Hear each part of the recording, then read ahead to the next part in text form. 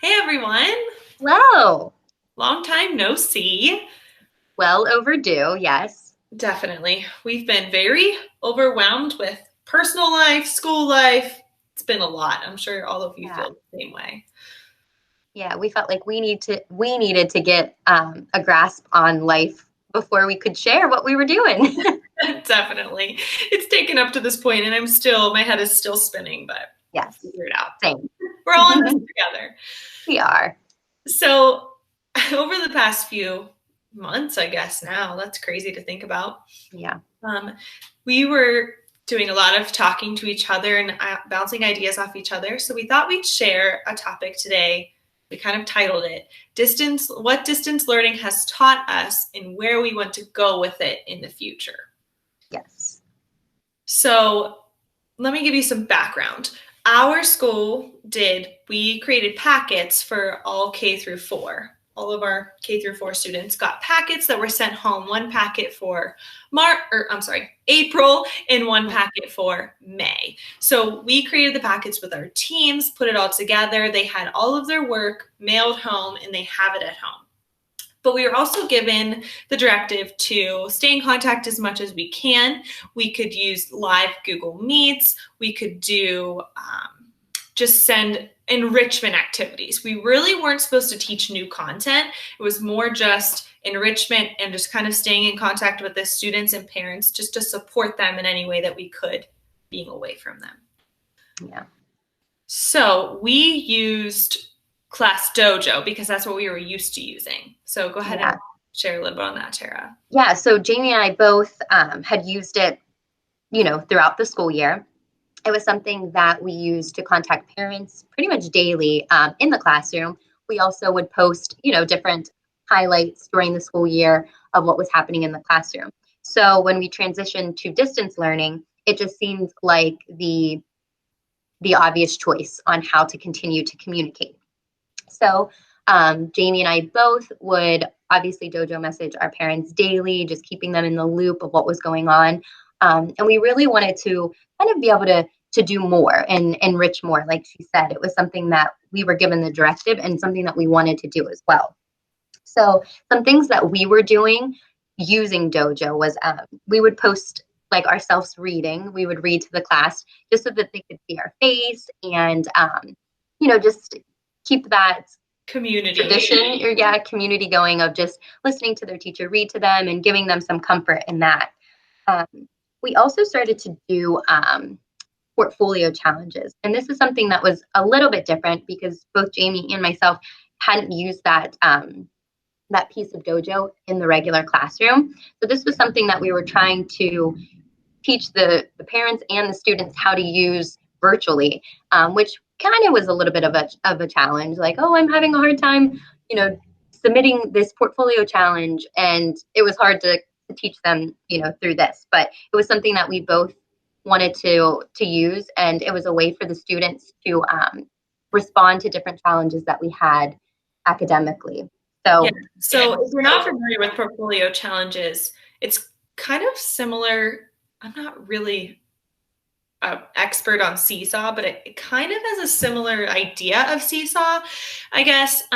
So basically, you can post like an assignment and it goes to the students, and you can choose if you want them to respond to the assignment with a photo, text, or a video. Are those the three options, I think?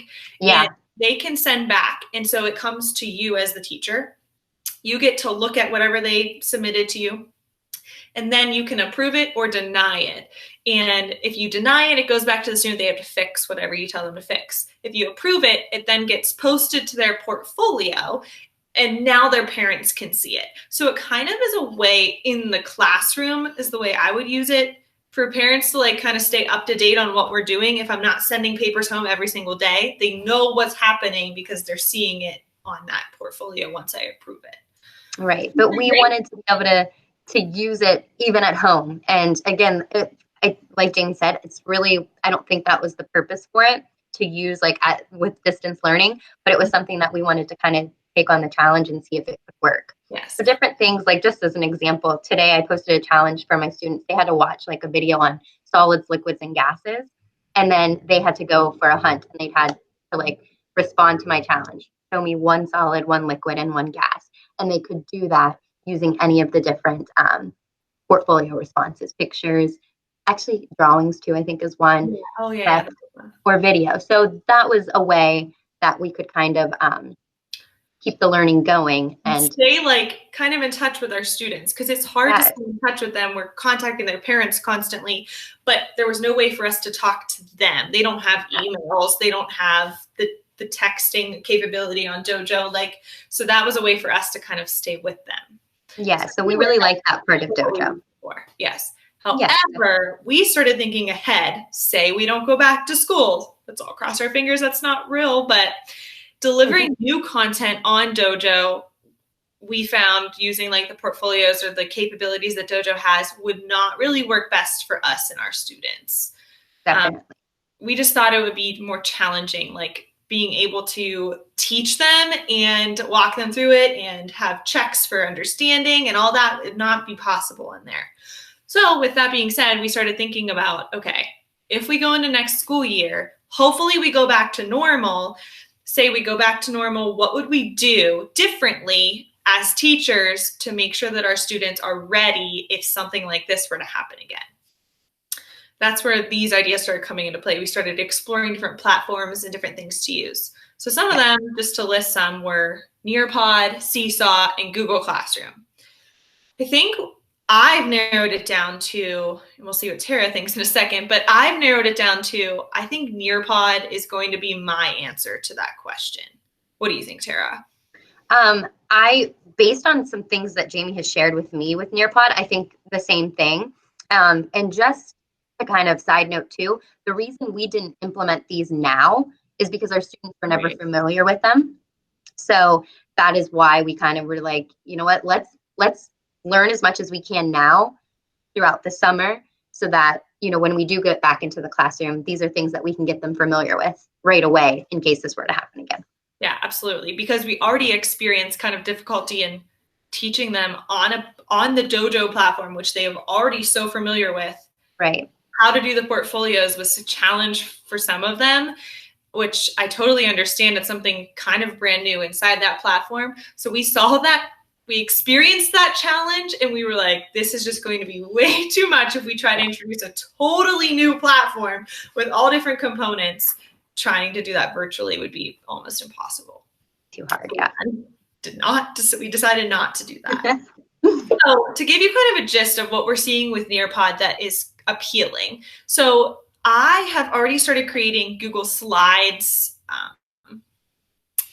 presentations for next year with my science and social studies content. Science and social studies was never my favorite thing to teach. So I decided in my free time in between all of my digital learning stuff that I was doing, I have the time now when I'm at home sitting at a computer to work on that stuff. So I already started creating these different presentations, which I'm starting to love in the Google platform.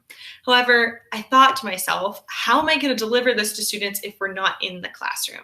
Yeah, I could send them the link to it, but like if they're not able to be live with me and I can't talk to them about what's on each slide, that's not going to be the best way to get them information. That's where Nearpod came into play. So basically, you can actually import your Google Slides into Nearpod or just work from Nearpod. But essentially, it's another platform that you make a slide presentation, but you can incorporate different things internally into that presentation that the kids will see on their screen, like questions, checks for understanding, virtual field trips.